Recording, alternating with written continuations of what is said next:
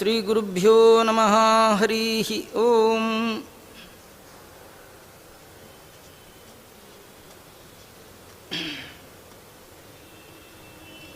ಪ್ರಾತಸ್ಮರಣೀಯರಾದಂತಹ ಶ್ರೀ ವ್ಯಾಸರಾಜ ಗುರು ಸಾರ್ವಭೌಮರ ಮಹಿಮೆಯನ್ನು ವರ್ಣನೆ ಮಾಡ್ತಾ ಅನೇಕ ಜ್ಞಾನಿಗಳು ಅವರ ಕಥೆಯನ್ನು ತಿಳಿಸ್ತಾ ಇದ್ದಾರೆ. ವ್ಯಾಸರಾಜರು ಶ್ರೀಪಾದರಾಜರ ಬಳಿ ಅನೇಕ ವರ್ಷಗಳ ಕಾಲ ಅಧ್ಯಯನ ಮಾಡಿದ್ದಾರೆ. ವ್ಯಾಸರಾಜರು ಶ್ರೀಪಾದರಾಜರ ಬಳಿ ಹೋಗುವಾಗ ಎಂತಹ ವಿದ್ಯಾರ್ಥಿ ಅಂದರೆ, ಆಗಾಗಲೇ ಅವರು ಕಂಚಿ ಕ್ಷೇತ್ರದ ಅನೇಕ ವಿದ್ವಾಂಸರುಗಳನ್ನು ವಾದದಲ್ಲಿ ಪರಾಜಯಗೊಳಿಸಿ ಆಮೇಲೆ ಶ್ರೀಪಾದರಾಜರ ಹತ್ರ ಮತ್ತೆ ಅಧ್ಯಯನಕ್ಕೆ ಕೂತಿದ್ದಾರೆ ಅನ್ನಬೇಕಾದ್ರೆ ಅವರ ವೇದಾಂತ ಶಾಸ್ತ್ರದ ವೈದುಷ್ಯ ನಮಗಲ್ಲಿ ಪರಿಚಯ ಆಗಬೇಕು. ಇಂತಹ ಜ್ಞಾನಿ ಶ್ರೇಷ್ಠರಾಗಿರ್ತಕ್ಕಂತಹ ವ್ಯಾಸರಾಜರು ವಿದ್ಯೆಯ ಉತ್ತುಂಗ ಶಿಖರದ ಶ್ರೀಪಾದರಾಜರ ಅಡಿದಾವರೆಗಳಲ್ಲಿ ಕುಳಿತು ಶಿಷ್ಯ ವೃತ್ತಿಯನ್ನು ಮಾಡ್ತಾ ಅನೇಕ ವರ್ಷಗಳ ಕಾಲ ಅಧ್ಯಯನ ನಡೆಸಿದ್ದಾರೆ.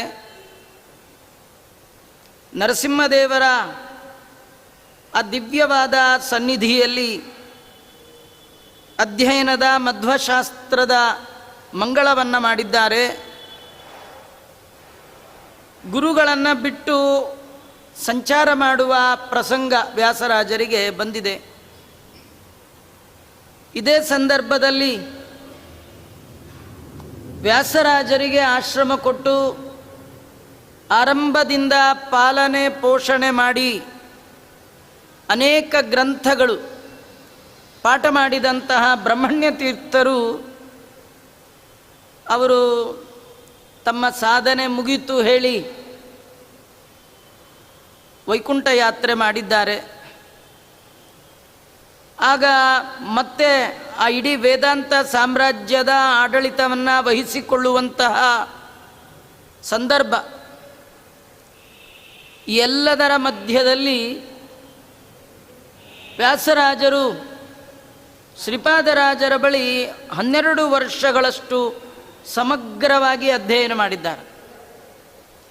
ಆಚಾರ್ಯರ ಸರ್ವಮೂಲ ಗ್ರಂಥಗಳನ್ನು ಒಮ್ಮೆ ಓದಿಯೂ ಮತ್ತೆ 12 ವರ್ಷಗಳಷ್ಟು ಕಾಲ ದೀರ್ಘಕಾಲದ ಅವಧಿ ಶ್ರೀಪಾದರಾಜರ ಬಳಿ ಶಿಷ್ಯವೃತ್ತಿಯನ್ನು ಮಾಡಿ ವ್ಯಾಸರಾಜರು ವಿದ್ಯೆಯನ್ನು ಸಂಪಾದನೆ ಮಾಡಿದ್ದಾರೆ ಅನ್ನಬೇಕಾದರೆ ಅವರ ಅಧ್ಯಯನದ ಕ್ರಮ ಬಹಳ ಅತ್ಯಭೂತಪೂರ್ವವಾದದ್ದು.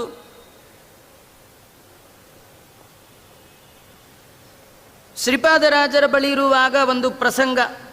ಅಧ್ಯಯನ ಮುಗಿದಿದೆ, ಆಶ್ರಮ ಗುರುಗಳು ಪರಂಧಾಮಕ್ಕೆ ವೃಂದಾವನಸ್ಥರಾಗಿದ್ದಾರೆ, ಹೋಗಿ ಆಡಳಿತವನ್ನು ಸ್ವೀಕಾರ ಮಾಡಬೇಕು.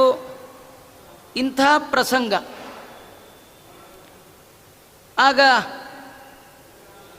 ತಿರುಪತಿಯ ಶ್ರೀನಿವಾಸನ ಸೇವೆ ಮಾಡುವಂತಹ ಒಂದು ಭಾಗ್ಯ ವ್ಯಾಸರಾಜರಿಗೆ ದೊರಕಿದ ಪ್ರಸಂಗ ಅದು.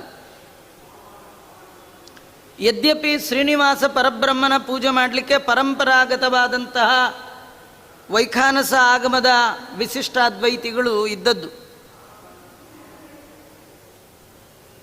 ಅಲ್ಲಿನ ಅರ್ಚಕರು ಶ್ರೀನಿವಾಸನ ಪೂಜೆ ಮಾಡುವಂತಹವರು ಭಗವಂತನ ಪೂಜೆ ಮಾಡೋದು ಇದು ನಮ್ಮ ಜನ್ಮ ಜನ್ಮಾಂತರದ ಭಾಗ್ಯ ಇದು ಅನ್ನೋದನ್ನು ಮರೆತಿದ್ದಾರಂತೆ. ಇದು ಯಾರ್ದೋ ಕಥೆ ಅಂತ ಅಂದ್ಕೊಳ್ಬಾರ್ದು. ನಮ್ಮ ಮನೆಯಲ್ಲಿ ನಾವು ಪೂಜೆ ಮಾಡುವಾಗ ಕೂತಾಗ ನಮಗೆಷ್ಟೋ ಜನ್ಮದ ಪುಣ್ಯ. ಸಾಲಿಗ್ರಾಮ ಮುಟ್ಟಿದ್ದೀರಿ, ಇವತ್ತು ವೈಶ್ವದೇವ ಮಾಡಿದ್ದೇವೆ, ಇವತ್ತು ಸಂಧ್ಯಾ ವಂದನೆ ಮಾಡಿದ್ದೇವೆ, ಇವತ್ತು ಪ್ರವಚನಕ್ಕೆ ಬಂದು ಕೂತಿದ್ದೇವೆ ಅಂದರೆ ಎಷ್ಟೋ ಜನ್ಮದ ಪುಣ್ಯ.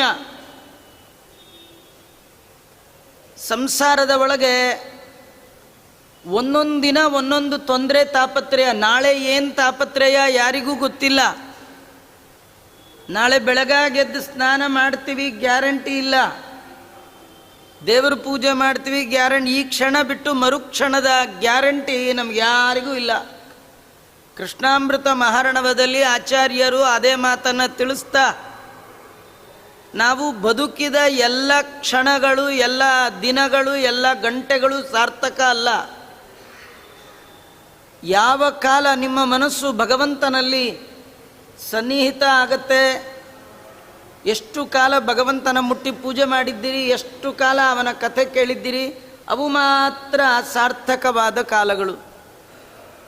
ಇವತ್ತು ನಾ ಸ್ನಾನ ಮಾಡಿದೆ, ಬೆಳಗಾಗೆದ್ದು ಭಗವಂತ ಅವನ ಅನುಗ್ರಹದಿಂದ ತುಳಸಿ ತಂದು ದೇವರಿಗೆ ಹಾಕಿ ಪೂಜೆ ಮಾಡಿದೆ ಅಂದರೆ ಸಾರ್ಥಕ ಆಯಿತು. ಸಂತೋಷ ಪಡಬೇಕು. ದೇವರು ಕೊಟ್ಟು ಸೌಭಾಗ್ಯ ಅಂತ ತಿಳ್ಕೊಳ್ಬೇಕು. ಮನೆಯಲ್ಲಿರುವಂಥ ಸಾಲಿಗ್ರಾಮ ಪರಂಪರೆಯಿಂದ ಬಂದದ್ದನ್ನು ಪೂಜೆ ಮಾಡಿಯೇ ಇಷ್ಟು ಸಂತೋಷ ಪಡೋದಾದರೆ, ಬಂದು ನಿಂತಿಹ ನೋಡಿ ಭೂತಳದಿ ವೈಕುಂಠಪತಿ, ಸ್ವಯಂ ಭಗವಂತ ತಾನೇ ಬಂದು ನಿಂತಿದ್ದಾನೆ. ಯಾರು ಕಡದ ಪ್ರತಿಮೆ ಅಲ್ಲ, ಅದು ಅತೀಂದ್ರಿಯಾಕೃತಿಯಾದ ಭಗವಂತನೇ ತಾನೇ ವೈಕುಂಠದಿಂದ ಬಂದು ಮಾಯಾವಿ ಪರಮಾನಂದಂ ತ್ಯಕ್ತ್ವಾ ವೈಕುಂಠಮುತ್ತಮಂ ಸ್ವಾಮಿ ಪುಷ್ಕರಣಿ ತೀರೆ ರಮಯಾ ಸಹ ಮೋದತೆ. ಭಗವಂತ ತನ್ನ ಇಚ್ಛಾನುಸಾರವಾಗಿ ವೈಕುಂಠ ಬಿಟ್ಟು ತಿರುಪತಿಯ ಕ್ಷೇತ್ರದಲ್ಲಿ ತಾನು ನಿಂತಿದ್ದಾನೆ, ತಿರುಮಲದಲ್ಲಿ ನಿಂತಿದ್ದಾನೆ ಅಂತಾದರೆ ಆ ಪ್ರತಿಮೆಯನ್ನು ಮುಟ್ಟುವ ಭಾಗ್ಯ, ನಿತ್ಯ ಪೂಜೆ ಮಾಡುವ ಭಾಗ್ಯ ಪಡೆದವರು ಎಷ್ಟು ಪುಣ್ಯಾತ್ಮರಿರಬೇಡ.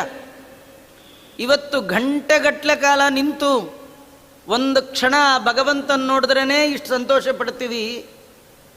ಅಂಥದ್ರೊಳಗೆ ಆ ಶ್ರೀನಿವಾಸ ಪರಬ್ರಹ್ಮನ ಮುಟ್ಟಿ ಪೂಜೆ ಮಾಡುವ ಕೈಂಕರ್ಯ ಪಡೆದಂತಹ ವಂಶ, ಆ ಜನ ನಿತ್ಯ ಪೂಜೆ ಮಾಡುವಾಗ ಆ ಭಗವಂತನ ಕಾರುಣ್ಯವನ್ನು ಎಷ್ಟು ಸ್ಮರಣೆ ಮಾಡಿಕೊಳ್ಬೇಕು. ಏನೋ ಬೃಂದಾವನ ಮುಟ್ಟಿ ಪೂಜೆ ಮಾಡ್ತೀವಿ, ಯಾವುದೋ ಒಂದು ಅರ್ಚಾದಿ ವಿಗ್ರಹಗಳನ್ನು ಪುಟ್ಟಿ ಪೂಜೆ ಮಾಡ್ತೀವಿ ಅಂದರೆ ಅದು ನಮ್ಮ ಜನ್ಮದ ಪುಣ್ಯ ಅಂತ ತಿಳ್ಕೊಳ್ಬೇಕು. ಆದರೆ ಭಗವಂತನ ಸಾಮೀಪ್ಯ ಹೆಚ್ಚುತ್ತಾ ಹೆಚ್ಚುತ್ತಾ ಹೆಚ್ಚುತ್ತಾ ಅದು ಪುಣ್ಯ ಅನ್ನೋದು ಮರ್ತು ಹೋಗುತ್ತೆ. ನನ್ನ ಹಣೆ ಬರ, ನನ್ನ ಕರ್ಮ, ನನ್ನ ಪ್ರಾರಬ್ಧ ಕರ್ಮ, ಹೀಗೆಲ್ಲ ಅದಾಗ್ಬಿಡುತ್ತದು. ಅದನ್ನು ಪರಮ ಭಾಗ್ಯ ಅಂತ ತಿಳಿಯೋಲ್ಲ. ಕೆಲವು ಸತಿ ಇನ್ನೇನಾಗ್ಬಿಡುತ್ತೆ ಅಂದರೆ ಅದೊಂದು ನಮ್ಮ ವ್ಯಕ್ತಿಗತ ಹಿರಿಮೆ, ಜಂಬ, ದುರಹಂಕಾರಕ್ಕೆ ಕಾರಣ ಆಗತ್ತೆ. ನನಗೆ ಹೇಳ್ಕೊಡ್ತಿರಲ್ಲ, ನಾನು 50 ವರ್ಷದಿಂದ ಬೃಂದಾವನ ಪೂಜೆ ಮಾಡ್ತೀನಿ ಗೊತ್ತಾ ಅಂತಾರೆ. ಅದೊಂದು ಜಂಬಕ್ಕೆ ಕಾರಣ ಆಗಬಾರ್ದು. ನೀವು ಮಾಡಿದ್ದಲ್ಲ, ದೇವರು ನಿಮ್ಮ ಕಡೆಯಿಂದ ಅಷ್ಟು ವರ್ಷ ತಗೊಂಡಿದ್ದಾನೆ. ನಾವು ಮಾಡಿದ್ದಲ್ಲ ಪೂಜೆ. ನಾಹಂಕರ್ತ ಹರಿಕರ್ತ ತ್ವತ್ಪೂಜಾ ಕರ್ಮ ಚಾಕಿಲಂ ತಥಾಪಿ ಮತ್ಕೃತ ಪೂಜಾ ತ್ವತ್ಪ್ರಸಾದ ಏವ ನ ಅನ್ಯತ. ನಿನ್ನ ಅನುಗ್ರಹ ಇಲ್ಲದೆ ಇದ್ದರೆ ನಾನೇನು ಮಾಡ್ತಿದ್ದೆ? ಇಷ್ಟು ವರ್ಷಗಳ ಕಾಲ ಅಖಂಡವಾಗಿ ನನ್ನ ಕಡೆಯಿಂದ ನೀನು ಪೂಜಾ ತಗೊಂಡಿದ್ದೀಯ, ಹೀಗೆ ಅಂದ್ಕೊಳ್ಬೇಕೇ ವಿನಃ ನನ್ನ ಬಿಟ್ಟು ಯಾರು ಮಾಡಿದ 50-60 ವರ್ಷ ಇಷ್ಟು ದೀರ್ಘಕಾಲದ ಪೂಜೆ ಯಾರು ಮಾಡೇ ಇಲ್ಲ, ನಾನೇ ಮಾಡಿ. ಇದು ಒಂದು ರೀತಿ ನಿಮ್ಮ ವೈಯಕ್ತಿಕವಾದಂಥ ಹಿರಿಮೆಗೆ ಕಾರಣ ಆಗಬಾರ್ದು. ಅದಿನ್ನೂ ಪ್ರಬಲ ಆಗ್ತಾ ಅಹಂಕಾರ ಹೋಗಿ ದುರಹಂಕಾರವಾಗಿ ದೇವರ ವಸ್ತುಗಳೆಲ್ಲ ನಂದೇ ಎನ್ನುವ ದುರ್ಬುದ್ಧಿ ಬಂದ್ಬಿಡುತ್ತೆ. ಮೊದಲೆಲ್ಲ ದೇವರು ಅಂದರೆ ಮಡಿ ಭಕ್ತಿ ಇವೆಲ್ಲ ಇದ್ದದ್ದು, ಅದು ಅತಿ ಸಾಮೀಪ್ಯ ಬಂದಾಗ ಅದು ದೇವರಲ್ಲಿ ಆ ಭಕ್ತಿ ಹೊರಟು ಬಿಡುತ್ತೆ. ತಿರುಪತಿಯ ಪೂಜೆಯ ಆ ಅಧಿಕಾರ ಯಾರಿಗಿತ್ತೋ ಅವರಿಗೂ ಕೂಡ ಈ ದುರ್ಬುದ್ಧಿ ಬಂತಂತೆ. ಆ ದುರ್ಬುದ್ಧಿ ಎಷ್ಟು ಎತ್ತರಕ್ಕೆ ಹೋಯಿತು ಅಂದರೆ ಅಲ್ಲಿನ ಅರ್ಚಕರು ಬಹಳ ಧೂರ್ತರಾದ್ರಂತೆ. ಎಂಥೆಂಥ ಅಪರಾಧ ಮಾಡಲಿಕ್ಕೂ ಅವರಿಗೆ ಭಯನೇ ಇಲ್ಲ. ಕೆಲವು ಸತಿ ದೇವರ ಹತ್ರ ಇರೋರಿಗೆ ಭಯನೇ ಇರಲ್ಲ, ಹೋಗೇ ಬಿಟ್ಟಿರ್ತ ಭಯ. ಯಾಕಂದರೆ ದೇವ್ರ ಪಕ್ಕದಲ್ಲೇ ಇರ್ತಾರಲ್ಲ, ನಮಗೇನು ಭಯ ಅಂತಾರ. ಇವರು ಎಂಥ ಹಂತಕ್ಕೆ ಹೋಗಿದ್ದಾರೆ ಅಂದರೆ ಭಗವಂತನಿಗಾಗಿ ಉತ್ಸವಕ್ಕೆ ಮೀಸಲಾದಂತಹ ರಥಗಳು, ವಾಹನಗಳಲ್ಲಿ ತಮ್ಮ ಮಕ್ಕಳ ಮದುವೆ ಮುಂಜೆ ನಾಮಕರಣ ಸಂದರ್ಭಕ್ಕೆ ಆ ವಾಹನಗಳನ್ನು ಯೂಸ್ ಮಾಡುವಂಥದ್ದು. ಅಲ್ಲಿಯ ಅರ್ಚಕರ ಒಂದು ಪರಂಪರೆಯಲ್ಲಿ ತಮ್ಮ ಮಗುವಿನ ಒಂದು ನಾಮಕರಣ ಸಂದರ್ಭದಲ್ಲಿ ಆ ಯಜಮಾನ ಏನು ಮಾಡಿದ್ದಾನೆ, ದೇವರಿಗೆ ಉಪಯೋಗಿಸುವ ರಥದಲ್ಲಿ ಮಗುವನ್ನು ಕೂಡಿಸಿ ಮೆರವಣಿಗೆ. ಆ ರಾಜ ಆಗಿನ ಕಾಲದಲ್ಲಿ ವೀರ ನರಸಿಂಹ ಅಂತ ರಾಜ, ಅವನು ನೋಡಿದ ಬಹಳ ದುಃಖ ಆಯಿತು. ಇವರಿಗೆ ಶಿಕ್ಷೆ ಮಾಡದಿದ್ದರೆ ಇವ್ರು ಹೀಗೆ ಮರ್ಕೊಂಡು ಹೋಗಿಬಿಡ್ತಾರೆ ಅಂತ ಹೇಳಿ ಸಿಟ್ಟಿನಿಂದ ಆ ವೀರ ನರಸಿಂಹ ರಾಜ ಇಡೀ ಅರ್ಚಕರ ಎಲ್ಲರನ್ನೂ ಕೂಡ ಕತ್ತರಿಸಿ ಹಾಕಿಬಿಟ್ಟಿದ್ದಾನೆ. ಇಂಥ ಉಗ್ರವಾದ ಶಿಕ್ಷೆ. ಈ ಶಿಕ್ಷೆ ಕೊಟ್ಟಿದ್ದಾನೆ ಅಂದರೆ ಅವರು ಮಾಡಿದ್ದೆಷ್ಟು ದೊಡ್ಡ ತಪ್ಪು, ಅದನ್ನು ನಾವು ಯೋಚನೆ ಮಾಡಬೇಕು. ಸಾಮಾನ್ಯವಾಗಿ ಬ್ರಾಹ್ಮಣರಿಗೆ ದೇಹದಂಡನೆ ಶಿಕ್ಷೆಯೇ ಇಲ್ಲ. ನಾವು ಮಹಾಭಾರತದಲ್ಲಿ ಭಾಗವತದಲ್ಲಿ ಒಂದು ಕಥೆ ಕೇಳ್ತೇವೆ. ಮಧ್ಯರಾತ್ರಿ ಕಾಲದಲ್ಲಿ ದ್ರೌಪದಿಯ 5 ಮಕ್ಕಳ ತಲೆಯನ್ನು ಕತ್ತರಿಸಿದಂತಹ ಬ್ರಾಹ್ಮಣ ಅಶ್ವತ್ಥಾಮಾಚಾರ್ಯರು. ಅವರನ್ನು ಭೀಮಾರ್ಜುನರು ಹೋಗಿ ಹಿಡ್ಕೊಂಡು ಬಂದು ಮಕ್ಕಳನ್ನು ಕಳೆದುಕೊಂಡು ಗೋಳಿಡುವ ತಾಯಿಯ ದ್ರೌಪದಿಯ ಪಾದಕ್ಕೆ ಹಾಕಿದ್ದಾರೆ. ಎಳ್ಕೊಂಡು ಬಂದು ಅಶ್ವತ್ಥಾಮಾಚಾರ್ಯನ ಪಾದಕ್ಕೆ ಹಾಕಿಬಿಟ್ರು. ಇನ್ನೇನು ಅವರು ಪಾದಕ್ಕೆ ಬೀಳ್ತಾರೆ ಅನ್ನುವ ಪ್ರಸಂಗದಲ್ಲಿ ದ್ರೌಪದಾದೇವಿ ಗಾಬರಿಯಿಂದ ಹಿಂದೆ ಸರಿದಿದ್ದಾಳೆ. ಬಿಟ್ಟುಬಿಡಿ ಇವರನ್ನು, ಗುರುಪುತ್ರರಿವರು, ಬ್ರಾಹ್ಮಣರು, ಅವರು ಬೇಕಾದ ತಪ್ಪು ಮಾಡ್ಬೋದು, ಅವರನ್ನು ನೋಡ್ಕೊಳ್ಳಿಕ್ಕೆ ಭಗವಂತ ಇದ್ದಾನೆ, ನಾವೇನು ಮಾಡೋ ಹಾಗಿಲ್ಲ. ಮಾರೋದಿ ಸಸ್ಯ ಜಗನ್ ಜನನಿ ಗೌತಮಿ ಪತಿದೇವತಾ ನಿತರಾಂ ಬ್ರಾಹ್ಮಣ ಗುರು. ಎಲ್ಲರಿಗೆ ಗುರುಸ್ಥಾನೀಯರಾಗಿರ್ತಕ್ಕಂಥವರು ಬ್ರಾಹ್ಮಣರು. ಅವರು ಏನು ತಪ್ಪು ಮಾಡಿದರೂ ಕೂಡ ಅವರಿಗೆ ದೇಹದಂಡನೆ ಮಾಡುವ ಹಾಗಿಲ್ಲ. ಆದ್ದರಿಂದ ಅವರನ್ನು ಬಿಟ್ಟುಬಿಡಿ ಅಂತಾಳೆ ದ್ರೌಪದಾದೇವಿ. ಈ ಪ್ರಸಂಗದಲ್ಲಿ ಬ್ರಾಹ್ಮಣರಿಗೆ ದೇಹದಂಡನೆ ಇಲ್ಲ ಅಂತ ಭೀಮಸೇನ ದೇವರನ್ನು ಕೇಳಿದ್ರೆ ಭೀಮಸೇನ ದೇವ ಹೇಳ್ತಾ ದಂಡನೆ ಮಾಡಬೇಕು ಅಂತ, ದ್ರೌಪದಿ ಹೇಳ್ತಾಳೆ ಬೇಡ. ಕಡೆಗೆ ಡಿಸಿಷನ್ ಸುಪ್ರೀಂ ಕೋರ್ಟ್ಗೆ ಹೋಯ್ತು ಕೃಷ್ಣಂಗೆ. ಅವನಂದ ಅವಳು ಹೇಳಿದ್ದು ಸರಿ, ಇವಳು ಹೇಳಿದ್ದು ಸರಿ ಅಂತ. ಅವ್ರಿಗೆ ಮಾಡಬೇಕು, ಮಾಡ್ದ ಆಗಿರಬೇಕು, ಮಾಡಬಾರ್ದು. ಅದಕ್ಕೆ ಭೀಮಸೇನ ದೇವರು ಆ ತಲೆಯಲ್ಲಿದ್ದ ಮಣಿಯನ್ನು ಕಿತ್ತುಬಿಟ್ರಂದು. ಕೊಂದಿಲ್ಲ, ಸಾಯಿಸಿಲ್ಲ, ಸತ್ತದ್ದಕ್ಕಿಂತೂ ನೋವಾಗಬೇಕು, ಹಾಗೆ ಮಾಡಿಟ್ಟಿದ್ದಾರೆ ಅನ್ನುವ ಕಥೆಯನ್ನು ನಾವು ಕೇಳ್ತಾ ಇದ್ದೇವೆ.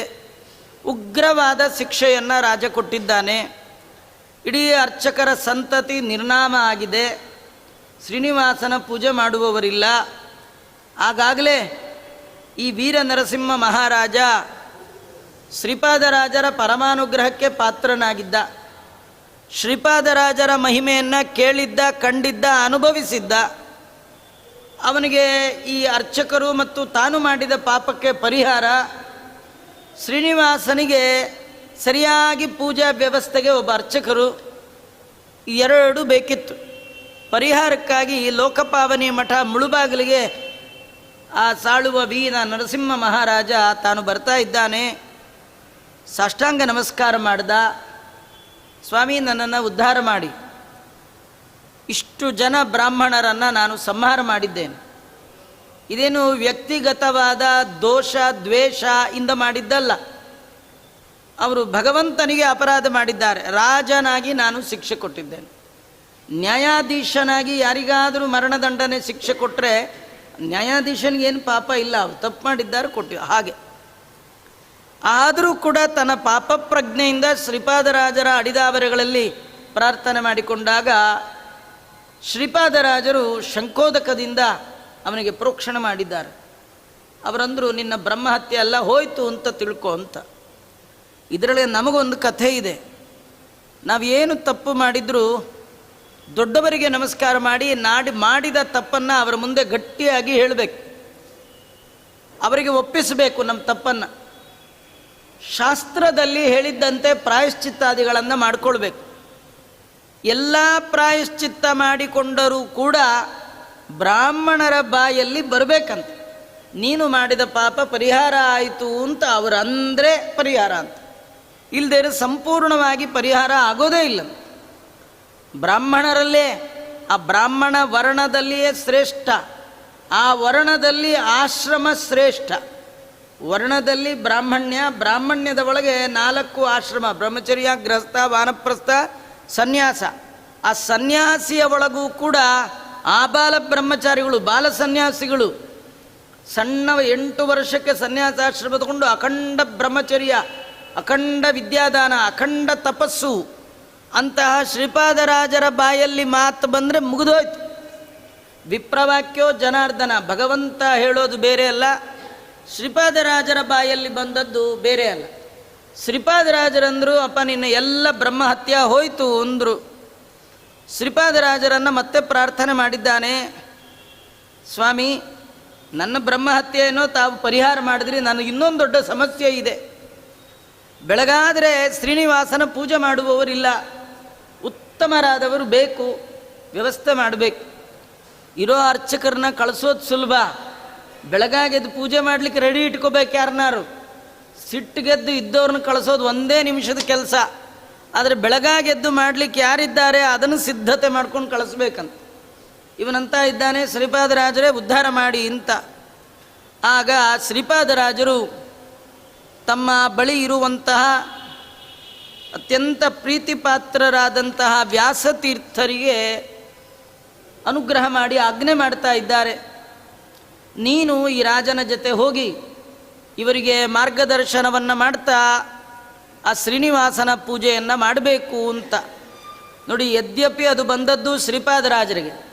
ಶ್ರೀಪಾದರಾಜರಂತಾರೆ, ನನಗೆ ವಯಸ್ಸಾಯಿತು, ನಮ್ಮ ಶಿಷ್ಯ ತರುಣ ಇದ್ದಾನೆ, ಆದ್ದರಿಂದ ಈತನಿಗೆ ಆ ಭಾಗ್ಯ ಸಿಗಲಿ ಅಂಥೇಳಿ ಶ್ರೀಪಾದರಾಜರು ಅನುಗ್ರಹ ಮಾಡಿ ತಮ್ಮ ಪ್ರೀತಿಯ ಶಿಷ್ಯರಾದ, ತಮ್ಮಲ್ಲಿಯೇ 12 ವರ್ಷಗಳಷ್ಟು ಕಾಲ ಅಧ್ಯಯನ ಮಾಡಿದಂತಹ ವ್ಯಾಸ ರಾಜಗುರು ಸಾರ್ವಭೌಮರಿಗೆ ಶ್ರೀನಿವಾಸನ ಪೂಜೆಯನ್ನು ಅವಕಾಶವನ್ನು ಮಾಡಿಕೊಟ್ಟಿದ್ದಾರೆ. ವ್ಯಾಸರಾಜರು ಕೂಡ ಶ್ರೀಪಾದರಾಜರ ಮಾತಿಗೆ 2ನೇ ಮಾತೇ ಇಲ್ಲ, ಗುರೋರಾಜ್ಞಾ ನಲಂಘಯೇತ್. ಒಮ್ಮೆ ಗುರುಗಳು ಒಂದು ಮಾತು ಹೇಳಿಬಿಟ್ರೆ ಅದು ಯಾಕೆ, ಏನು, ಹೇಗೆ, ಎಷ್ಟು ವರ್ಷ ಮಾಡಬೇಕು, ಅವ್ರು ಬೇರೆಯವನ್ನ ತರದೇ ಇದ್ರೆ ನಾವೇನು ಮಾಡಬೇಕು, ಸಂಬಳ ಎಷ್ಟು ಕೊಡ್ತಾರೆ, ಇವ್ಯಾವ ಮಾತೇ ಇಲ್ಲ. ಹೋಗ್ತಾ ಇರೋದು, ಬೀಳು ಬಿದ್ದು ಬಿಡೋದು. ಗುರುವಿನ ಮಾತು ಅಂದರೆ ಅಟ್ಟು. ಶ್ರೀಪಾದರಾಜರು ಒಮ್ಮೆ ಹೇಳಿದ ತಕ್ಷಣ ಒಪ್ಪಿದ್ದಾರೆ. ಶ್ರೀಪಾದರಾಜರು ವ್ಯಾಸರಾಜರನ್ನು ಈ ವೀರ ನರಸಿಂಹನ ಜೊತೆಗೆ ಕಳಿಸ್ಕೊಡ್ಬೇಕು. ಈಗ ಹೋದರೆ ಇನ್ನು ಮತ್ತೆ ಯಾವ ಬರ್ತಾರೆ ಗೊತ್ತಿಲ್ಲ.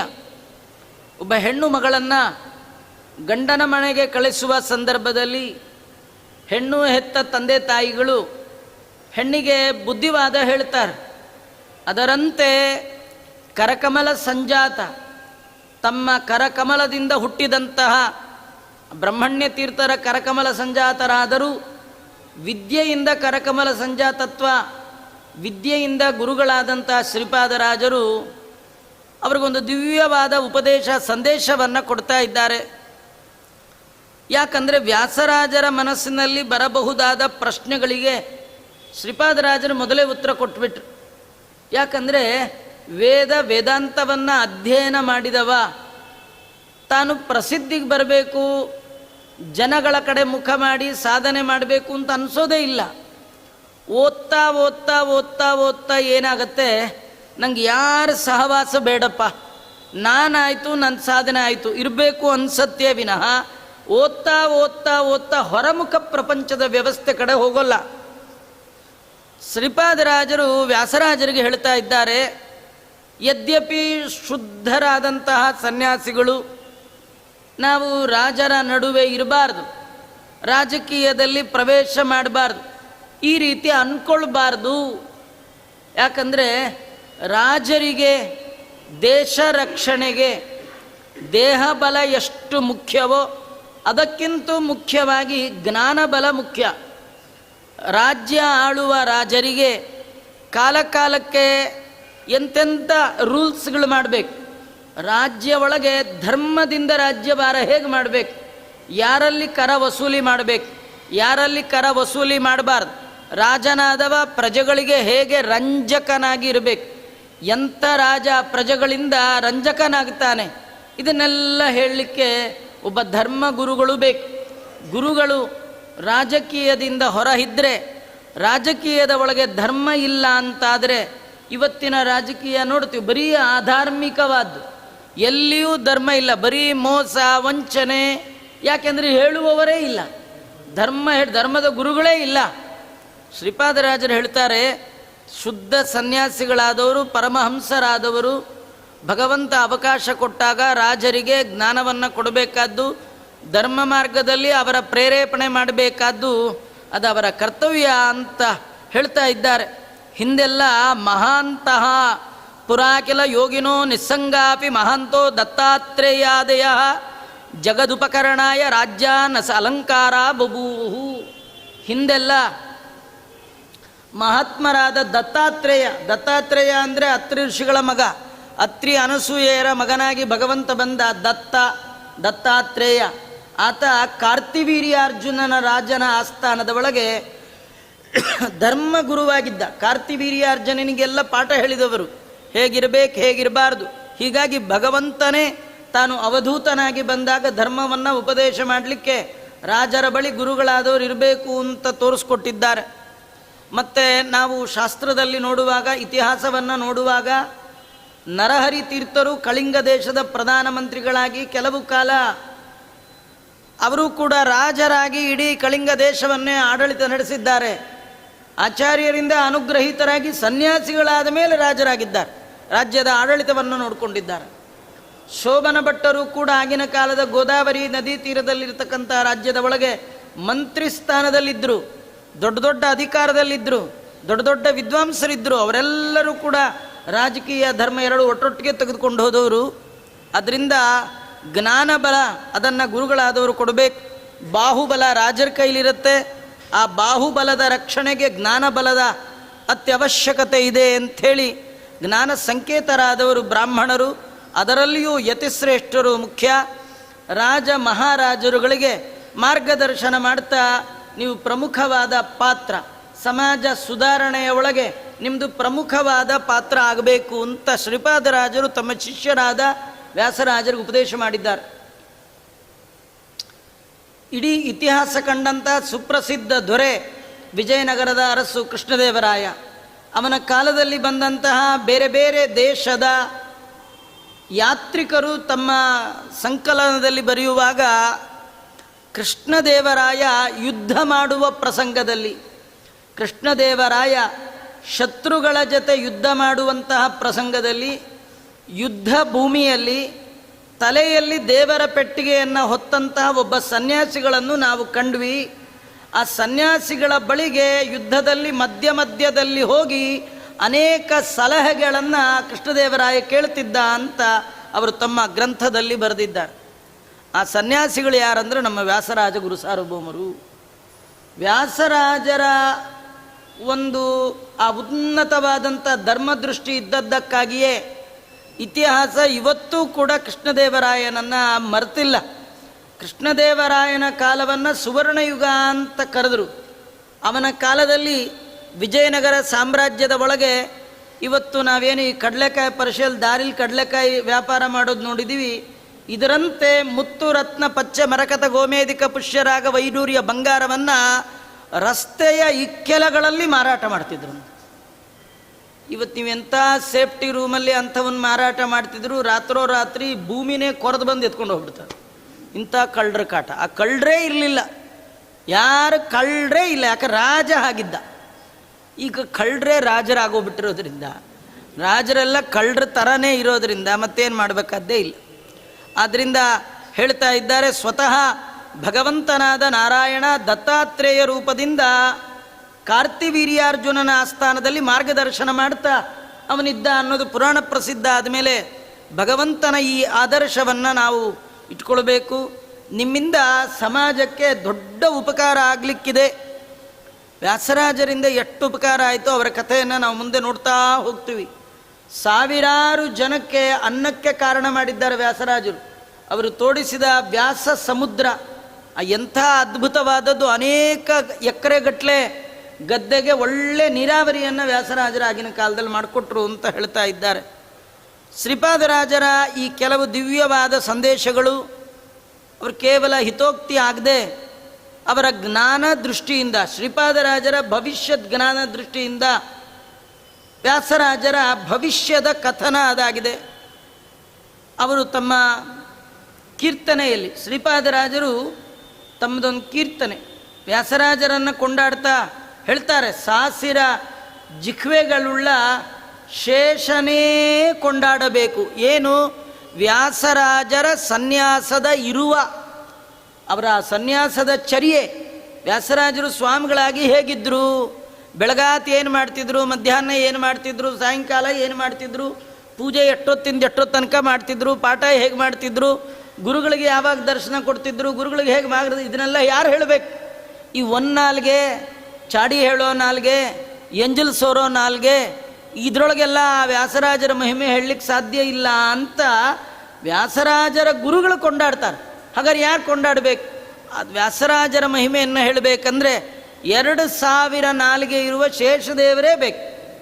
ಸಾಸಿರ ಜಿಕ್ವೆಗಳುಳ್ಳ ಶೇಷನೇ ಕೊಂಡಾಡಬೇಕು ಅಂತ. ಮಿಕ್ಕಾದವರಿಗೆ ಅವರ ಮಹಿಮೆಯನ್ನು ಹೇಳಲಿಕ್ಕೆ ಸಾಧ್ಯ ಇಲ್ಲ ಅಂತ ಹತ್ತಿರದಿಂದ ಕಂಡಂತಹ, ಯೋಗ್ಯತೆಯನ್ನು ಅರಿತ, 12 ವರ್ಷಗಳಷ್ಟು ದೀರ್ಘಕಾಲ ತಮ್ಮಲ್ಲೇ ಶಿಷ್ಯರಾದ ವ್ಯಾಸರಾಜರನ್ನು ಗುರುಗಳಾದ ಶ್ರೀಪಾದರಾಜರು ಹೀಗೆ ಕೊಂಡಾಡ್ತಾ ಇದ್ದಾರೆ ಅಂದರೆ ವ್ಯಾಸರಾಜರ ಅದ್ಭುತ, ಅವರ ಮಹಿಮಾ ಅದು ಹೇಳಲಿಕ್ಕೆ ಸಾಧ್ಯ ಇಲ್ಲ ಅಂತ ಹೇಳ್ತಾ ಇದ್ದಾರೆ. ವ್ಯಾಸರಾಜರು ಹೊರಟ್ರಂತೆ ವಿಜಯನಗರದ ಕಡೆಗೆ. ಏನು ಶ್ರೀನಿವಾಸ ದೇವರ ಪೂಜೆ ಮಾಡಬೇಕು, ವೀರ ನರಸಿಂಹ ಕರೆದಿದ್ದಾನೆ, ಹೊರಟಿದ್ದಾರೆ. ಹೀಗೆ ದಾರಿಯಲ್ಲಿ ಹೋಗುವಾಗ ಒಂದು ಅದ್ಭುತವಾದ ಘಟನೆ ನಡೆದಿರ್ತಕ್ಕಂಥದ್ದು ಅಂತ ಹೇಳ್ತಾ ಇದ್ದಾರೆ. ವ್ಯಾಸರಾಜರು ಒಂದು ಕಡೆ ಸ್ನಾನ ಮಾಡಿದ್ದಾರೆ, ಅಹನೀಕ ಮುಗಿಸಿದ್ದಾರೆ. ಅದಾದಮೇಲೆ ಪ್ರಣವ ಧ್ಯಾನ ಮಾಡ್ತಾ ಕೂತಿದ್ದಾರೆ. ಅಷ್ಟೊತ್ತಿಗೆ ಬ್ರಾಹ್ಮಣ ದಂಪತಿಗಳಿಬ್ಬರು ಬಂದು ಸಾಷ್ಟಾಂಗ ನಮಸ್ಕಾರ ಮಾಡಿದ್ದಾರೆ. ವ್ಯಾಸರಾಜರು ಕಣ್ಣು ಬಿಟ್ಟರು, ಏನು ಅಂತ ವಿಚಾರ ಮಾಡಿದ್ರು. ಆ ಬ್ರಾಹ್ಮಣ ದಂಪತಿಗಳು ಅಳ್ತಾ ಇದ್ದಾರೆ. ನಮ್ಮ ಮಗ ಇತ್ತೀಚೆಗಷ್ಟೇ ಮುಂಜಿ ಮಾಡಿದ್ವಿ, 12 ವರ್ಷದ ಬಾಲಕ, ಸಮಿತ್ತು ತರಲಿಕ್ಕೋಸ್ಕರ ಹೋಗಿದ್ದ. ಆದರೆ ಬರುವಾಗ ಒಂದು ಘಟಸರ್ಪ ಕಚ್ಚಿ ಅವನು ಸತ್ತಿದ್ದಾನೆ.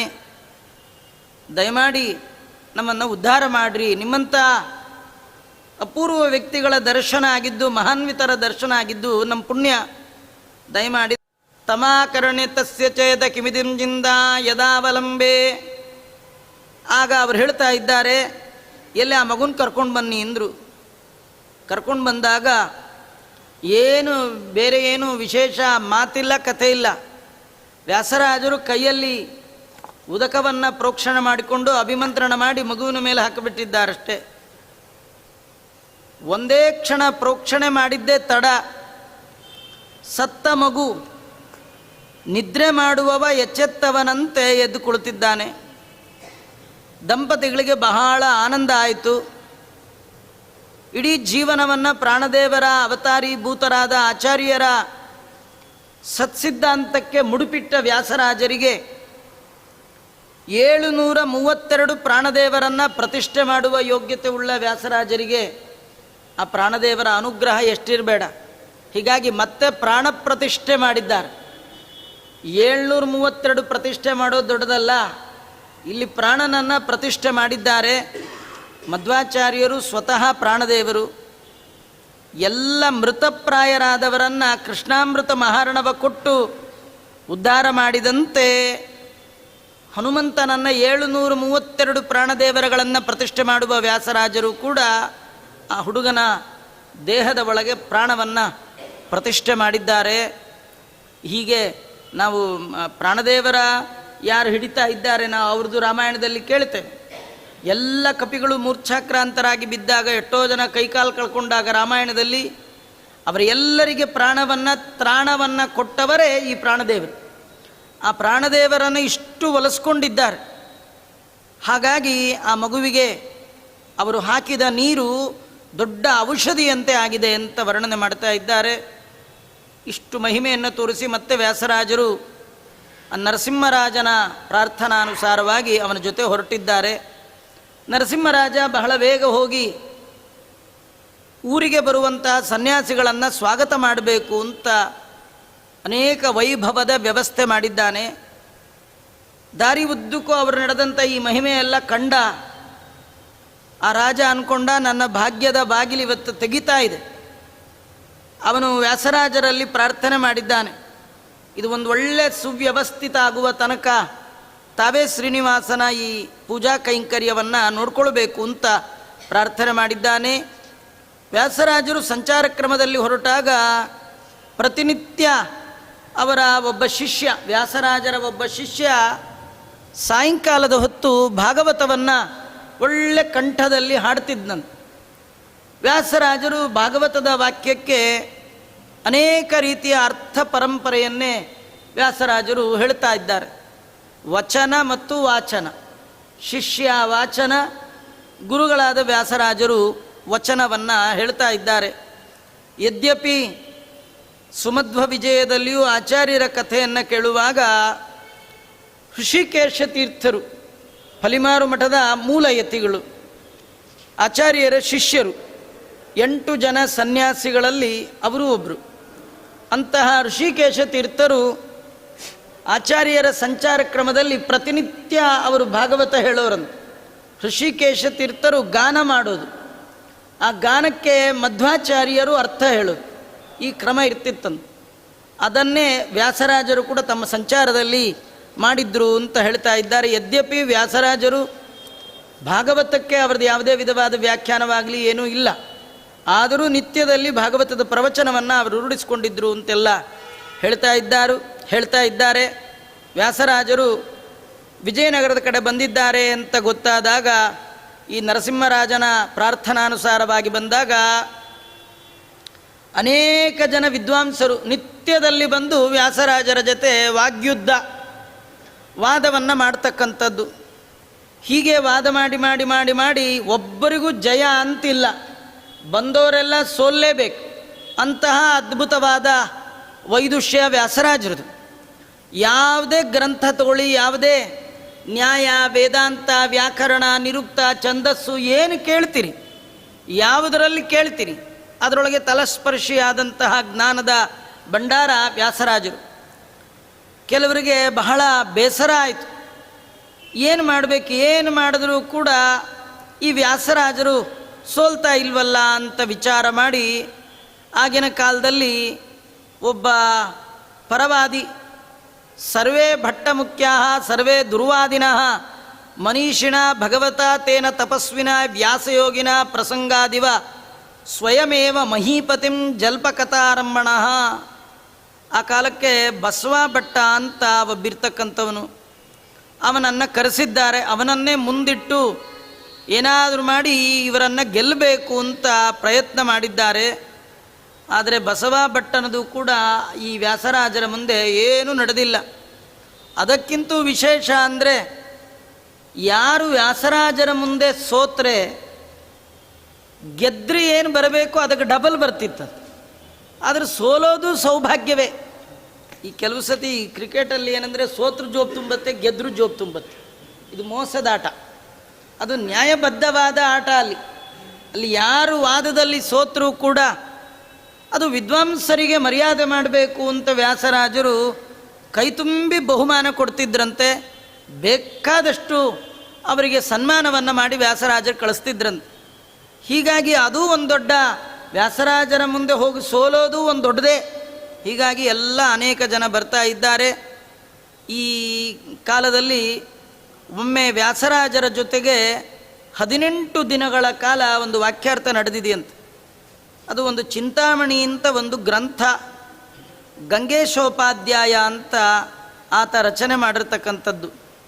ವ್ಯಾಸರಾಜರ ಒಂದು ವಿಚಿತ್ರ ಅವರ ಜ್ಞಾನದ್ದು ಮಹಿಮಾ ಅಂದರೆ, ಅವರು ಆಚಾರ್ಯರ ಗ್ರಂಥಗಳನ್ನು ಮಾತ್ರ ಓದಿದ್ದಲ್ಲ. ಅವರು ಆಚಾರ್ಯರ ಸರ್ವಮೂಲ, ಜಯತೀರ್ಥರ ಶ್ರೀಮನ್ಯಾಯ ಸುಧೆ, ತತ್ವಪ್ರಕಾಶಿಕ ಇಷ್ಟು ಮಾತ್ರ ಓದಿದ್ದಲ್ಲ. ಅವರು ಬೇರೆ ಬೇರೆ ಮತದವರು ಏನೇನು ಪುಸ್ತಕ ಬರೆದಿದ್ದಾರೆ ಆ ಎಲ್ಲ ಪುಸ್ತಕ ಓದ್ಬಿಟ್ಟಿದ್ರು.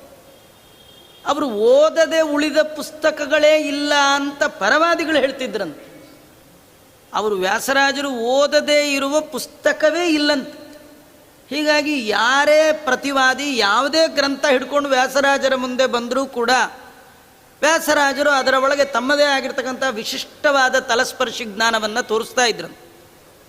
ವ್ಯಾಸರಾಜರ ಕಾಲದಲ್ಲಿ ಚಿಂತಾಮಣಿ ಎನ್ನುವಂಥ ಒಂದು ತತ್ವಚಿಂತಾಮಣಿ ಅಂತ, ಅದರ ಮೇಲೆ ಅದು ನ್ಯಾಯ ಮತ, ಅದು ಅನೇಕ ನ್ಯಾಯ ಗ್ರಥಿತವಾಗಿರ್ತಕ್ಕಂಥ ಗ್ರಂಥ, ಗಂಗೇಶೋಪಾಧ್ಯಾಯ ಮಾಡಿರ್ತಕ್ಕಂಥದ್ದು ಅದರ ಮೇಲೆ ನಡೆದರೆ ವ್ಯಾಸರಾಜರು ಅತ್ಯದ್ಭುತವಾಗಿ ಅದರ ಮೇಲೆ ವಾಕ್ಯಾರ್ಥವನ್ನು ಮಾಡಿದ್ದಾರೆ.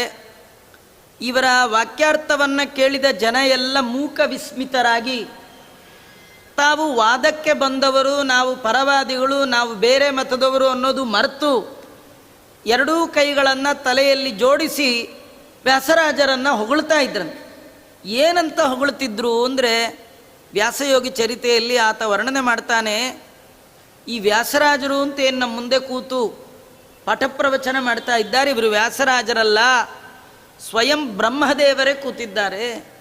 ಆ ಮೇಲಿರುವ ಬ್ರಹ್ಮನಿಗೆ 4 ತಲೆ, ಅದರಲ್ಲಿ 3 ತಲೆ ತೆಗೆದಿಟ್ಟು ಒಂದೇ ತಲೆ ತಗೊಂಡು ಭೂಲೋಕಕ್ಕೆ ಬಂದಿದ್ದಾರೆ ಅಂತ ಹೀಗೆ ವ್ಯಾಸರಾಜರನ್ನು ವರ್ಣನೆ ಮಾಡ್ತಾ ಇದ್ದಾರೆ. ಈ ಬಗೆಯ ವಾದ ಪ್ರಸಂಗ ಅನೇಕ ಬಾರಿ ಅಲ್ಲಿ ನಡೀತಿತ್ತಂತೆ. ರಾಜ ಯಾವ ಯಾವ ಕಾರ್ಯಕ್ರಮವನ್ನು ಮಿಸ್ ಮಾಡಿಕೊಂಡ್ರೂ ವ್ಯಾಸರಾಜರು ಮಾಡುವಂಥ ವಾದ ಪ್ರತಿವಾದವನ್ನು ಮಾತ್ರ ಎಂದೂ ತಪ್ಪಿಸ್ತಿರ್ಲಿಲ್ಲಂತೆ. ಒಂದು ವಾದ ನಡೆಯುತ್ತೆ ಅಂದರೆ ಅದರ ಅಧ್ಯಕ್ಷತೆ ತಾನೇ ಸಭಾಧ್ಯಕ್ಷನಾಗಿ ಕೂತು ವಾದಕ್ಕೆ ಮನ್ನಣೆ ಕೊಡ್ತಿದ್ದಂತೆ ನರಸಿಂಹರಾಜ. ಮುಂದೆ ಆ ನರಸಿಂಹ ಭೂಪತಿ ಬಹಳವಾಗಿ ವ್ಯಾಸರಾಜರನ್ನು ಕೊಂಡಾಡಿದ್ದಾನೆ. ಅವನು ಸ್ವರ್ಗಸ್ಥನಾದಾಗ ಅವನ ತಮ್ಮರಾಯ ಅಂತ ಅವನು ಪಟ್ಟಾಭಿಷಿಕ್ತನಾದ. ಅವನಿಗೂ ಕೂಡ ವ್ಯಾಸರಾಜರು ರಾಜಗುರುಗಳಾಗಿದ್ದಾರೆ. ಹೀಗೆಲ್ಲ ಇರುವಾಗ ಹಿಂದೆ ಹೇಳಿದ ಹಾಗೆ ಚಂದ್ರಗಿರಿ ಅಲ್ಲಿ ಶ್ರೀನಿವಾಸನ ಪೂಜಾ ಕೈಂಕರ್ಯಕ್ಕಾಗಿ ವ್ಯಾಸರಾಜರು ಹೋಗಿದ್ದಾರೆ. ಶ್ರೀನಿವಾಸ ಅಂದರೆ ಸ್ವತಃ ಭಗವಂತನೇ, ಯಾವುದೇ ಒಂದು ಸ್ವಲ್ಪವೂ ವ್ಯತ್ಯಾಸ ಇಲ್ಲ. ಮತ್ಸ್ಯಕೂರ್ಮ, ವರಾಹ, ನರಸಿಂಹ, ವಾಮನ, ಭಾರ್ಗವ, ರಾಮಕೃಷ್ಣ, ಬುದ್ಧ, ಕಲ್ಕಿ ರೂಪಗಳೇನಿದೆ ಅದೇ ಭಗವಂತನೇ ಶ್ರೀನಿವಾಸನಾಗಿ ಬಂದಿದ್ದಾನೆ.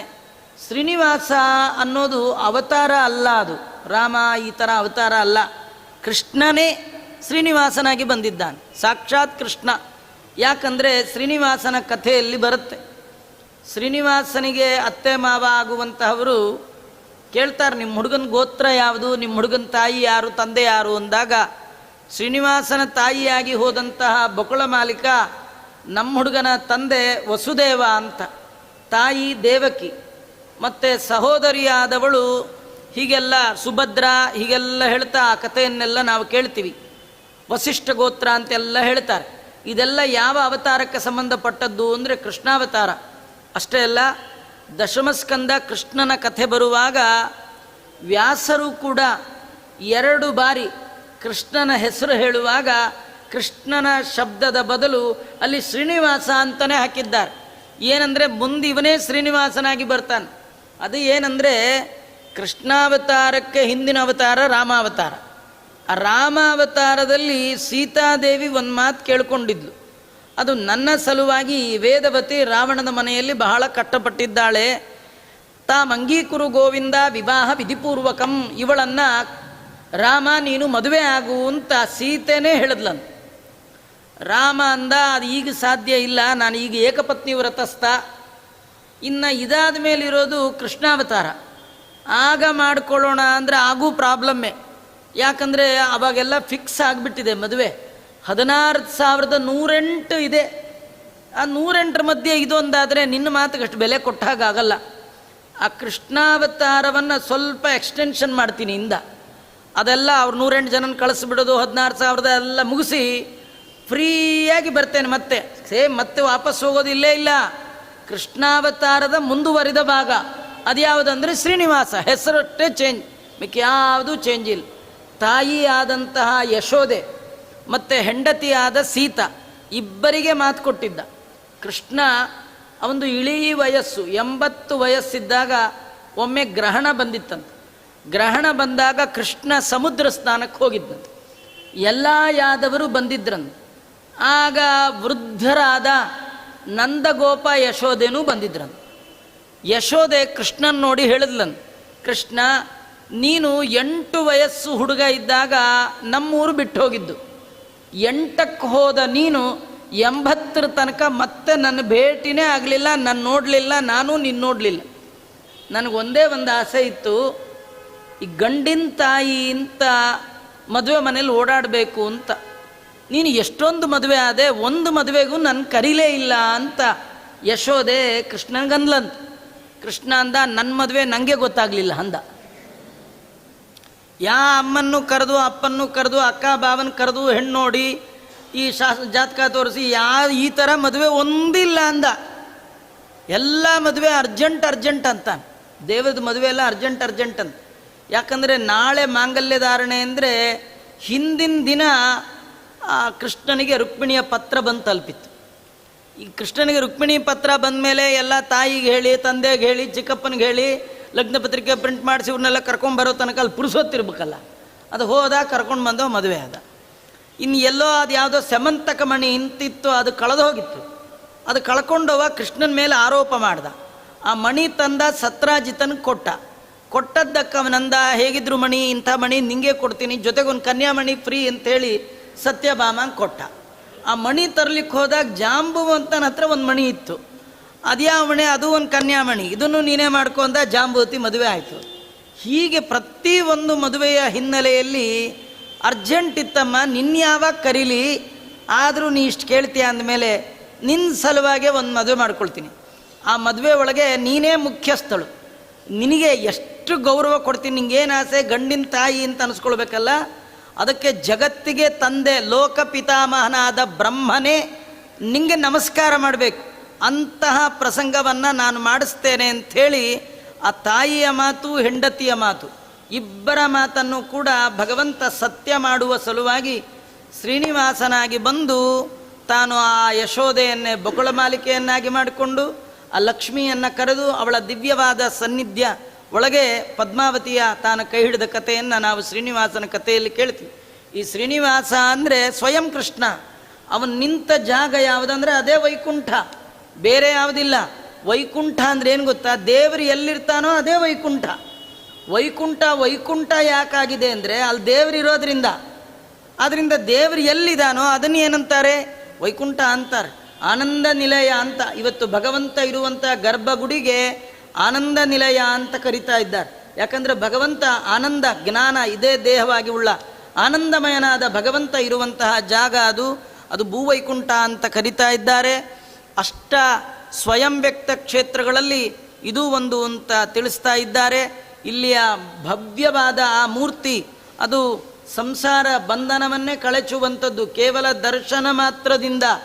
ಇನ್ನು ಅದನ್ನು ಪೂಜೆ ಮಾಡುವಂತಹ ಯೋಗ್ಯತಾ ಭಗವಂತ ವ್ಯಾಸರಾಜರಿಗೆ ಕೊಟ್ಟಿದ್ದಾನೆ ಅಂದರೆ ಅದು ಸಾಮಾನ್ಯ ಅಲ್ಲ. ಚಂದ್ರಗಿರಿಗೆ ಬಂದರು, ಗುರುಗಳ ಆಜ್ಞೆ ಶ್ರೀನಿವಾಸನ ಪೂಜೆ ಮಾಡಬೇಕು ಅಂತ ಬಂದಿದ್ದಾರೆ.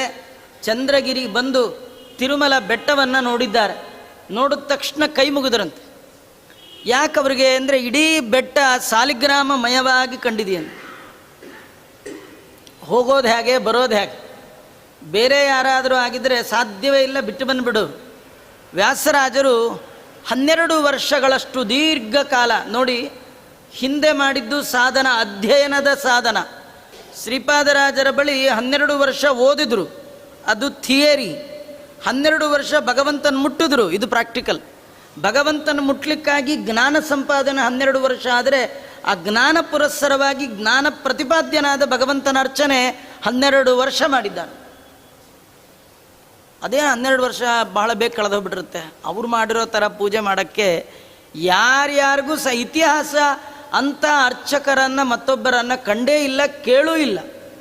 ಯಾಕಂದರೆ ಅವರು ನಿತ್ಯದಲ್ಲಿ ಮಂಡಿಯಿಂದ ಹತ್ತುತ್ತಾ ಇದ್ರಂತೆ. ಮಂಡಿಯಿಂದ.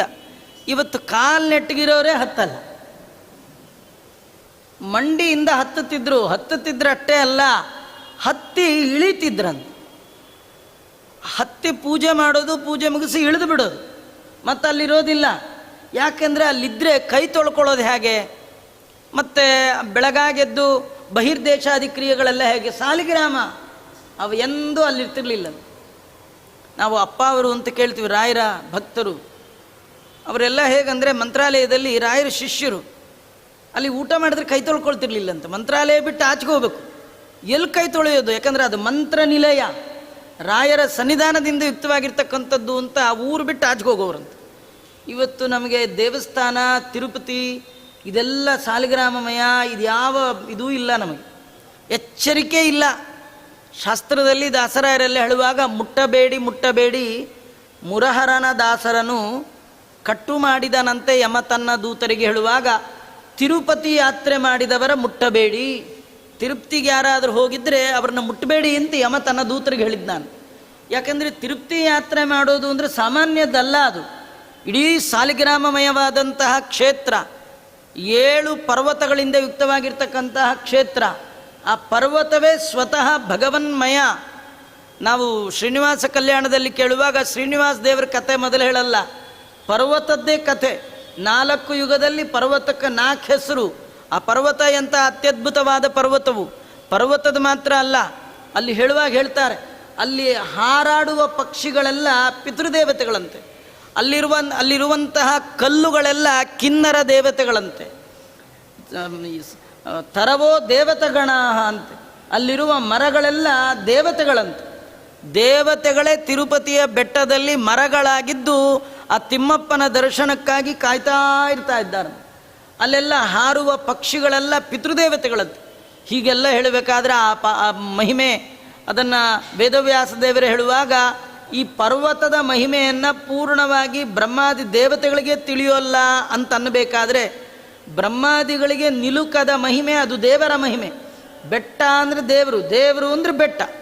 ಹೀಗಿರ್ತಕ್ಕಂಥ ತಿರುಪತಿ ಕ್ಷೇತ್ರ ವ್ಯಾಸರಾಜಗುರು ಸಾರ್ವಭೌಮರು 12 ವರ್ಷಗಳಷ್ಟು ಕಾಲ ನಿತ್ಯದಲ್ಲಿ ಮಂಡಿಯಿಂದ ಹತ್ತಿ ಹೋಗಬೇಕು, ಭಗವಂತನ ಆರಾಧನೆ ಮಾಡಬೇಕು, ಅಲ್ಲೇ ಪಾಠ ಪ್ರವಚನ ಮಾಡಬೇಕು, ಅಲ್ಲೇ ಗ್ರಂಥ ರಚನೆ ಮಾಡಬೇಕು. 12 ವರ್ಷಗಳಷ್ಟು ದೀರ್ಘಕಾಲ ಅಲ್ಲಿ ಪೂಜೆಯನ್ನು ಮಾಡಿರೋ ಕಾರಣ ಇವತ್ತಿಗೂ ನಾವಲ್ಲಿ ಅಹನ್ನೀಕ ಮಂಟಪ ಅಂತ ವ್ಯಾಸರಾಜರು ಇದ್ದ ಮಂಟಪ, ಅದನ್ನು ನೋಡ್ಬೋದು. ದೇವರನ್ನು ನೋಡಿಕೊಂಡು ಹೊರಗೆ ಬಂದ ತಕ್ಷಣ ಎದುರುಗಡೆ ಬೊಕ್ಕಳ ಮಾಲೀಕಾದ ಒಂದು ಮಂಟಪ, ಅನ್ನ ಎಲ್ಲ ಮಾಡ್ತಕ್ಕಂಥದ್ದು, ಪ್ರಸಾದ ಇಡ್ತಾರೆ. ಅಲ್ಲಿ ಪಾಠ ಹೇಳ್ತಿದ್ರಂತೆ. ನಿತ್ಯದಲ್ಲಿ ವ್ಯಾಸರಾಜರು ತಮ್ಮ ಶಿಷ್ಯರಿಗೆ ಪಾಠ ಹೇಳುವ ಜಾಗ, ಅಲ್ಲೆಲ್ಲ ಶಿಲಾಶಾಸನ ಇತ್ತು ಅಂತ ಹೇಳ್ತಾರೆ. ಈಗ ಏನಾಗಿದೆ ಅದು ಗೊತ್ತಿಲ್ಲ. ಅಲ್ಲೆಲ್ಲ ವ್ಯಾಸರಾಜರ ಶಿಲಾಶಾಸನ ಇತ್ತು.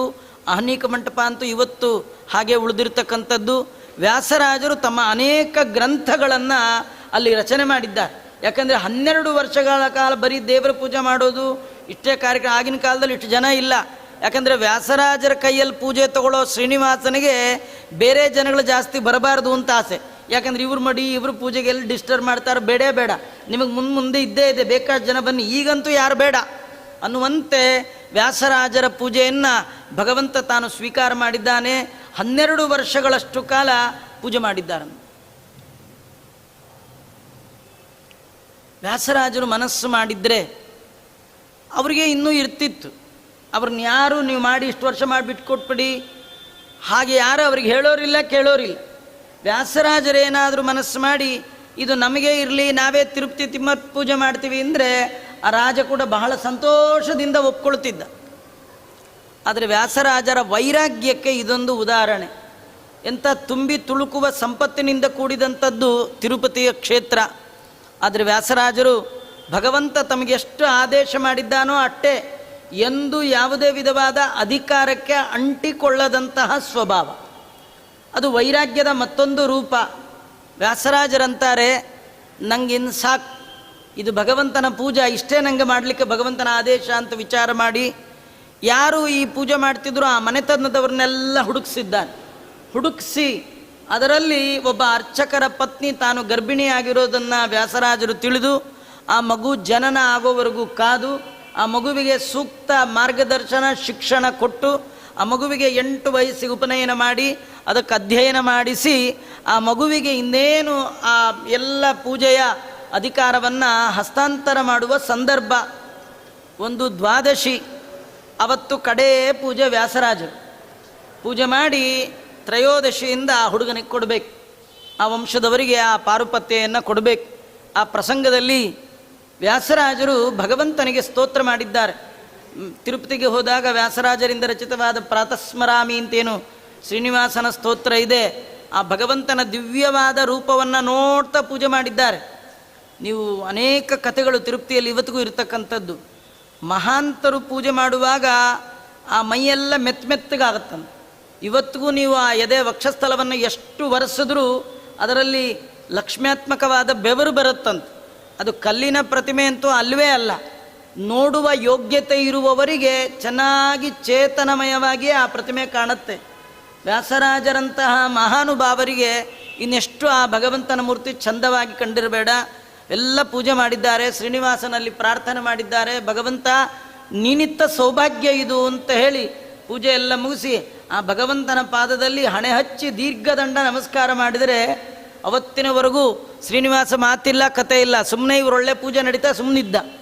ಅವತ್ತು ತಾನು ಹೊದ್ದಂಥ ಶೇಷವಸ್ತ್ರವನ್ನು ವ್ಯಾಸರಾಜರಿಗೆ ಹಾಕಿದ್ದಾನಂತೆ. ಇದು ಐತಿಹಾಸಿಕವಾಗಿ ಶ್ರೀನಿವಾಸನ ಕಡೆಯಿಂದಲೇ ಶೇಷವಸ್ತ್ರ ತಗೊಂಡವರಿಬ್ಬರೇ. ಒಂದು ವಸುದಾನ ಅಂತ, ಅದು ಪದ್ಮಾವತಿಯ ತಮ್ಮ, ಹೆಂಡತಿ ತಮ್ಮನ ಕೊಡೋದೇನು ದೊಡ್ಡ ಕಾರ್ಯಕ್ರಮ ಅಲ್ಲ. ಹೆಂಡತಿ ತಮ್ಮಂಗೆ ಏನು ಬೇಕಾದ್ರೂ ಕೊಟ್ಟು ಬಿಡ್ತಾರೆ. ಅದಿರೋದೇ ಲೋಕದಲ್ಲಿರೋದೇ ಹಾಗೆ. ಈ ಶ್ರೀನಿವಾಸ ಹೆಂಡ್ತಿನ ಕರ್ಕೊಂಡು ಹೋಗುವಾಗ, ಪದ್ಮಾವತಿಯನ್ನು ಕರ್ಕೊಂಡು ಹೋಗುವಾಗ ವಸುದಾನ ಓಡೋಡಿ ಬಂದಂತೆ. ಹೆಣ್ಣು ಒಪ್ಪಿಸ್ಕೊಟ್ರು. ಹೆಣ್ಣು ಗಂಡು ಹೊಸ ದಂಪತಿಗಳು ಶ್ರೀನಿವಾಸ ಪದ್ಮಾವತಿ ಹೊರಟಾಗ ವಸುದಾನ ಓಡ್ತಾ ಬಂದಂತೆ. ಬಂದು ಅಕ್ಕ ಅಕ್ಕ ಅನ್ನಂತೆ. ಪದ್ಮಾವತಿ ಏನು ಅಂದ್ಲು, ಅಲ್ಲ ಇಷ್ಟು ದಿವಸ ನೀನು ನನ್ನ ಜೊತೆ ಇದ್ದೆ, ಆಟ ಆಡಲಿಕ್ಕೆಲ್ಲ ಆಗ್ತಿತ್ತು, ನಾನು ನೀನು ತುಂಬ ದಿವಸ ಒಟ್ಟಿಗೆ ಇದ್ದವರು, ನೀನು ಹೋದ ಮೇಲೆ ನಾ ಏನು ಮಾಡಲಿ?